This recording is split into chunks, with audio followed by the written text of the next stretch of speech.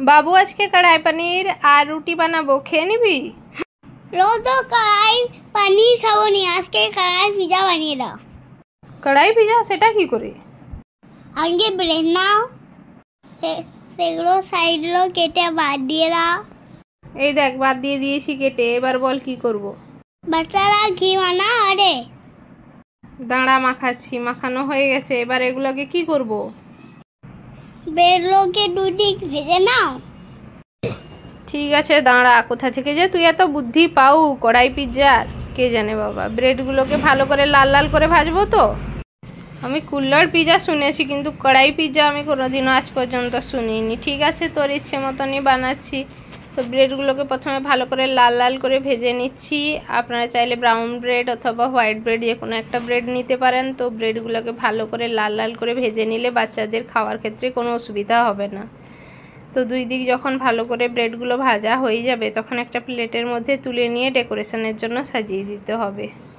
তো এবার কি করব বল? ঘি নাও। এবার একটু বাটার নাও, ঘি নাও। আচ্ছা ঘি নিয়েছি, এবার আর ভিতর ভেজিটেবলকে ভেজে নাও। আচ্ছা নুন দেবো কি? না দিতে হবে না।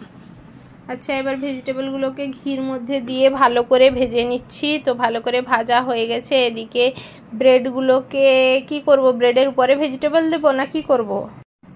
আরে না, ব্রেডগুলোকে ছোট ছোট করে নাও। ঠিক আছে ব্রেডগুলোকে ছোট ছোট চৌকো চৌকো করে কেটে নিচ্ছি। তো এখানে আমি 4টা ব্রেড ইউজ করেছি। আপনারা যতজন খাবেন সেই হিসাবে ব্রেড ইউজ করতে পারেন। বাড়িতে যদি আমার মতন ছোট্ট কড়াই না থাকে তো তার বদলে আপনারা মাটির পাত্র বা মাটির যে কোনো জিনিস অথবা ছোট্ট বাটিও ইউজ করতে পারেন। এরপরে ব্রেডগুলোকে কাটার পরে কি করব? ছোট বাটিয়ে বাটার দিয়ে তার ভিতর ব্রেড দাও। আচ্ছা কড়াইয়ের মধ্যে ব্রেড দিলাম, এরপরে কি উপর থেকে সবজি দিয়ে দেবো? দিয়ে দাও।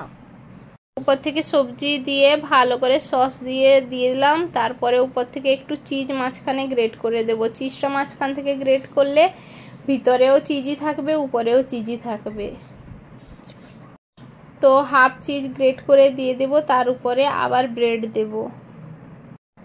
দেখ বাবু বানানোটা ঠিক মতন হচ্ছে তো? হ্যাঁ ঠিক হচ্ছে।